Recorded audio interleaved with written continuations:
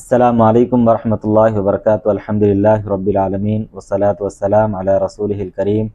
اشہد ان لا الہ الا اللہ وحدہ لا شریک لہ واشہد ان محمدا عبدہ ورسولہ، اما بعد فاعوذ باللہ السمیع العلیم من الشیطان الرجیم۔ قل ان کنتم تحبون اللہ فاتبعونی یحببکم اللہ ویغفر لکم ذنوبکم واللہ غفور رحیم۔ محترم ناظرین اکرام، ہر قسم کی تعریف حمد و ثنا صرف اور صرف اللہ رب العزت کے لیے ہے۔ بعدہ تمام انبیاء علیہم السلام پر درود و سلام ہو، خصوصاً میرے اور آپ کے آخری نبی جناب محمد رسول اللہ صلی اللہ علیہ وسلم پر اللہم صلی علی وسلم وبارک علیہ۔ محترم ناظرین اکرام، آج جو موضوع لے کر میں آپ کے سامنے حاضر ہوا ہوں وہ ہے جشن عید میلاد النبی کی حقیقت کیا ہے۔ اس اعتبار سے ہم یہ جاننے کی کوشش کریں گے کہ عید میلاد النبی کا اسلام سے کیا تعلق ہے، کیا عید میلاد النبی منانا جائز ہے یا نہیں۔ ان تمام باتوں کے تعلق سے ہم قرآن اور حدیث کی روشنی میں جاننے کی کوشش کریں گے۔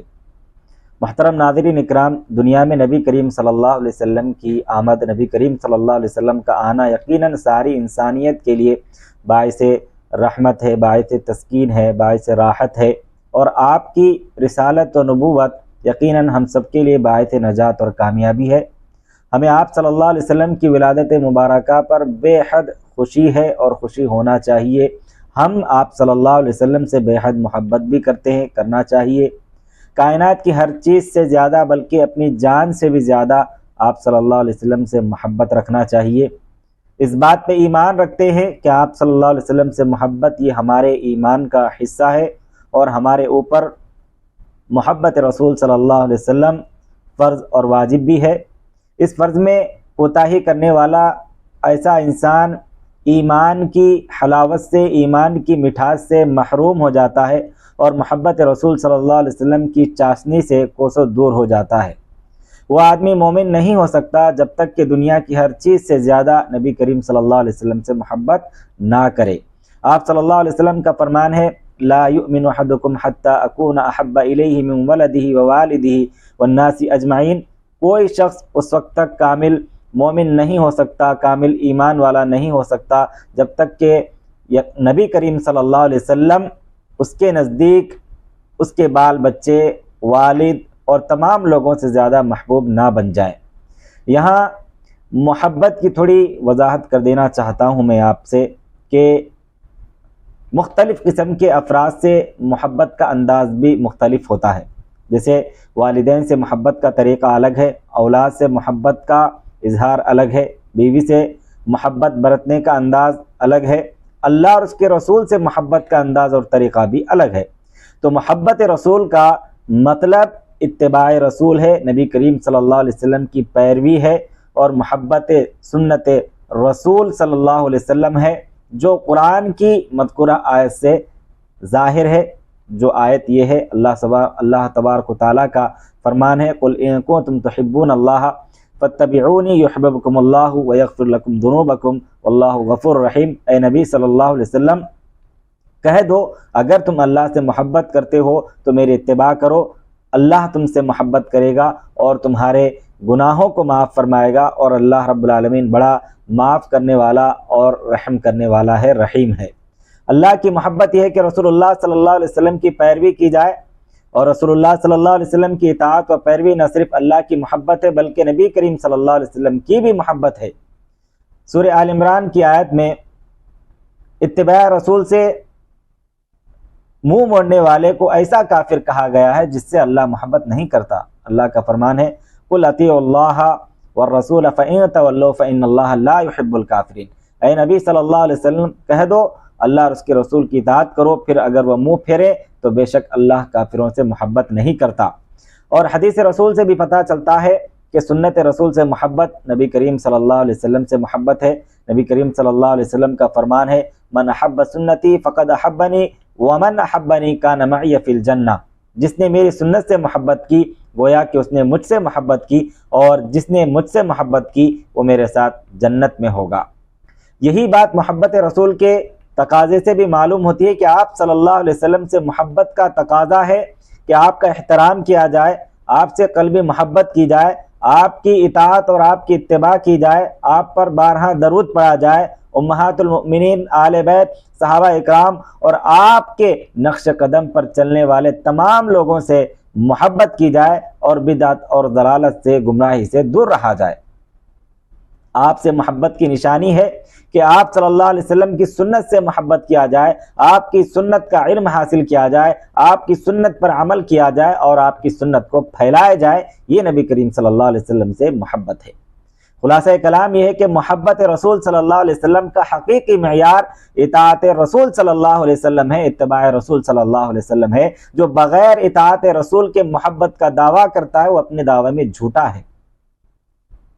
محترم ناظرین اکرام، شرک و بدعت اور تصوف میں غرق نام نہاد بعض مسلمانوں نے محبت رسول کا ڈھونگ رچ کر جشن عید میلاد النبی صلی اللہ علیہ وسلم کو امت اسلامیہ میں اس طرح سے رواج دیا ہے کہ سادہ لوگ عوام انہیں ہی اصل محب رسول سمجھتے ہیں، جبکہ دین میں نئی ایجاد اور محبت رسول کے نام پر عداوت رسول کا ایک چور دروازہ ہے۔ جشن عید میلاد النبی 4 کلموں پر مشتمل سینکڑوں شرکیہ و بدعیہ اعمال کو اپنے اندر سموئے ہوا ہے۔ چند چیزیں میں آپ کے سامنے رکھنے کی کوشش کروں گا کہ اسلام میں 2 ہی سالانہ عیدیں ہیں، سال میں صرف 2 ہی عیدیں ہیں مسلمانوں کے لیے، جن کی تعیین محمد رسول اللہ صلی اللہ علیہ وسلم کی طرف سے ہے۔ یہ جشن عید میلاد النبی اسلامی عید میں اضافہ ہے جو کہ بدعت میں شمار ہوگا۔ اسلام میں کسی کے جنم دن منانے کا تصور ہی نہیں ہے۔ نبی کریم صلی اللہ علیہ وسلم کی 4 بیٹیاں پیدا ہوئیں، بیٹے پیدا ہوئے، مگر کسی پہ جشن ولادت آپ نے نہیں منایا اور نہ ہی کسی کو منانے کا حکم دیا۔ آپ صلی اللہ علیہ وسلم اپنی ولادت باسعادت پہ بھی کسی سال ماہ ربیع الاول میں جشن ولادت نہیں منایا اور نہ ہی کسی کو منانے کا حکم دیا، جبکہ متعدد بار کئی بار آپ کی زندگی میں ماہ ربیع الاول آیا اور نہ ہی اپنے طور پر ہی صحیح کسی صحابی نے، تابعی نے یا تبع تابعی نے اسے منایا ہو، جو اس بات کو سمجھنے کے لیے کافی ہے کہ جشن عید میلاد النبی غیر مسنون اور بدعت سیئہ ہے۔ اور یہ بات با اتفاق رائے متعین ہے کہ آپ صلی اللہ علیہ وسلم کی وفات 12 ربیع الاول کو ہوئی، مگر تاریخ پیدائش میں اہل علم اور اہل سیر کے درمیان اختلاف ہے۔ کسی نے 2 ربیع الاول کہا، کسی نے 8 ربیع الاول کہا، کسی نے 10، کسی نے 12، کسی نے 17، کسی نے 18 اور کسی نے 22 ربیع الاول بتایا ہے۔ زیادہ مشہور اقوال میں سے 9 اور 12 ربیع الاول ہے۔ اگر 9 ربیع الاول کو تاریخ پیدائش مانتے ہیں تو 12 کو جشن عید منانا ایک طرح کا مذاق ہے، ایک طرح کا کھلواڑ ہے۔ اور اگر 12 ربیع الاول کو مانتے ہیں تو یہ دن تاریخ وفات بھی ہے۔ طاہر القادری بریلوی نے لکھا ہے کہ 12 ربیع الاول کو صحابہ غمگین رہا کرتے، مگر یہ پیٹ کے پجاری 12 ربیع الاول کو جشن مناتے ہیں اور حلوے پوڑی سے شیطان کے پیٹ بھرتے ہیں۔ کیا یہی ہے محبت رسول اور محبت کا تقاضا؟ کیا یہی ہے محبت رسول اور محبت صحابہ؟ آپ اپنے اوپر قیاس کر کے دیکھ لیں کہ اگر 12 ربیع الاول کو آپ کے والد صاحب پیدا ہوئے ہوں اور اسی دن وفات پا گئے ہوں تو آپ اس دن یوم وفات منائیں گے یا یوم ولادت منائیں گے؟ جب بات اپنے پر آ جاتی ہے تو زیادہ جلدی سمجھ میں آتی ہے۔ دنیا والے جنم دن زندہ لوگوں کا مناتے ہیں کیونکہ مرنے کے بعد تو نہ ختم ہونے والا غم لاحق ہوتا ہے۔ کوئی کیسے جنم دن منائے گا؟ زندہ رہتے ہوئے یوم پیدائش منانا تو سمجھ میں آتا ہے کیونکہ انسان کو مزید 1 سال ملنے پر خوشی ہوتی ہے۔ گو کہ یہ بھی اسلام کی نظر میں جائز نہیں ہے۔ میں صرف عقلی بات کر رہا ہوں۔ یہ کتنی بڑی زیادتی ہے کہ نبی کریم صلی اللہ علیہ وسلم کی وفات پانے پہ جشن میلاد منایا جائے جبکہ امت کو آپ کے جانے کا بہت بڑا غم ہے۔ خصوصاً آج کے شرک و بدعت اور شر و فساد سے پر زمانے میں آپ کی جدائی کا غم ہی بہت ہی زیادہ محسوس ہوتا ہے۔ جس کے دل میں نبی سے سچی محبت ہوگی اور آپ کی وفات پہ وہی خوشی منائے گا جو شیطان کا چیلا ہوگا۔ محترم ناظرین اکرام، آپ صلی اللہ علیہ وسلم کی تاریخ ولادت میں شدید اختلاف اس بات کا غماز ہے کہ پہلے زمانوں میں آپ کی تاریخ پیدائش پہ جشن نہیں منایا گیا۔ اگر آپ کا یوم ولادت منایا گیا ہوتا تو امت کو آپ کی تاریخ پیدائش کا بخوبی علم ہوتا۔ جب ہم تاریخ کی ورگردانی کرتے ہیں تو پتہ چلتا ہے کہ 7ویں صدی ہجری میں 625 ہجری میں سلطان صلاح الدین ایوبی کے بہنوئی اور موصل کے قریبی شہر اربل کے گورنر ملک مظفر ابو سعید نے یہ ایجاد کیا۔ یہ فضول خرچی اور بد اخلاق بادشاہ تھا اور ناچ گانے کا رسیا تھا۔ اس کے زمانے کے ایک کذاب جھوٹی حدیثیں گڑنے والا، جسے معلوم تھا کہ بادشاہ میلاد النبی کا دل دادا ہے، ابو الخطاب بن دحیہ نامی شخص نے بادشاہ کو خوش کرنے کے لیے میلاد پہ کتاب لکھی جس کا نام التنویر فی مولد البشیر النذیر۔ جب کذاب مصنف نے اس کتاب کو شاہ اربل پر پیش کیا تو اس نے ابن دحیہ کو 1000 سونے کا دینار انعام کیا، جو کہ 375 تولہ سونا بنتا ہے۔ یہ گورنر بہت تمتراک اور فضول خرچی کے ساتھ عید میلاد مناتا تھا اور اس میں اپنی سلطنت کے سارے لوگوں کو بلاتا تھا، جس کی وجہ سے ساری سلطنت میں یہ بدعت رواج پا گئی۔ اس زمانے کے میلادی جشن عید میلاد النبی پہ مختلف قسم کے اسباب و عوامل بیان کرتے ہیں، جنہیں میں آپ کے سامنے رکھنے کی کوشش کروں گا اور ان کا رد بھی پیش کروں گا۔ کہ کہا جاتا ہے کہ ہر سال جشن عید میلاد منانے سے محبت رسول میں اضافہ ہوتا ہے، حالانکہ ہمیں معلوم ہے کہ اللہ تبارک و تعالیٰ نے نبی پاک صلی اللہ علیہ وسلم کا ذکر دنیا میں سب سے زیادہ بلند کیا ہے۔ اللہ کا فرمان ہے وَرَفَعْنَا لَكَ ذِكْرَكَ، اے نبی ہم نے آپ کے ذکر کو بلند کیا ہے۔ جب آپ کا ذکر اذان میں، نماز میں، تلاوت میں، درس قرآن میں، درس حدیث میں، علمی مذاکرات میں اور بیانات میں ہر طریقے سے ہر دن ہوتا رہتا ہے، تو ذکر کے لیے سال میں صرف ایک دن کو متعین کرنا حب رسول نہیں ہے، بلکہ حب رسول کے نام پہ سب سے بڑا دھوکہ ہے۔ اسی طرح کہا جاتا ہے کہ اس جشن کے ذریعے نبی کے اوصاف اور نسب جاننے کا موقع ملتا ہے۔ ایک مسلمان کے لیے نبی کی زندگی نمونہ ہے، اس لیے ہمیشہ آپ کے سنن اور اوصاف کو جاننا چاہیے تاکہ ان اوصاف کے ہم بھی حامل بن سکیں جو اوصاف و نسب کے جاننے کے لیے سال میں ایک دن متعین کرتے ہیں۔ ان کے پاس جشن میلاد سے دنیاوی غرض تو ہوگی مگر دینی غرض نہ ہوگی، اور جب دینی غرض نہ ہو تو حب رسول کا دعویٰ کیسا؟ محترم ناظرین اکرام، اسی طرح یہ بھی کہا جاتا ہے کہ اس دن ذکر کرنے، تلاوت کرنے، درود پڑھنے، اظہار محبت کرنے اور صدقات و خیرات کرنے کا موقع ملتا ہے۔ یہ سارے جشن عید میلاد منانے کے جھوٹے بہانے ہیں، ان سے صرف دنیاوی غرض ہے۔ میں نے ابھی اس سے پہلے کہا کہ نبی کریم صلی اللہ علیہ وسلم کی ذات گرامی ایک مومن کے لیے نمونہ ہے۔ ایک مومن ہونے کی حیثیت سے ہمیں سدا ہمیشہ آپ صلی اللہ علیہ وسلم کا ذکر کرنا چاہیے، سدا ہمیں آپ پر درود پڑھنا چاہیے، آپ سے اور آپ کی سنت سے محبت کا اظہار کرنا چاہیے، اور فقراء و مساکین میں ہمیشہ صدقات و خیرات کو عام کرنا چاہیے۔ ان کار خیر کے لیے سال کا ایک دن متعین کرنا جہاں دین میں نئی ایجاد بدعت ہے، وہیں دین سے بے اعتنائی، بے توجہی، لاپرواہی اور رسول اللہ صلی اللہ علیہ وسلم کی اطاعت میں خیانت ہے۔ اسی طرح میلادی حضرات قرآن اور حدیث کے نصوص سے الٹا پلٹا مطلب نکالتے ہیں، انہیں توڑ مروڑ کر بیان کرتے ہیں، جس سے عوام کو دھوکہ ہو جاتا ہے۔ یہاں پر ان کے ذکر کرنے کا موقع نہیں ہے، تاہم آپ کو ایک قاعدہ بتا دیتا ہوں جس سے میلادی دلائل کا بخوبی اندازہ لگایا جا سکتا ہے۔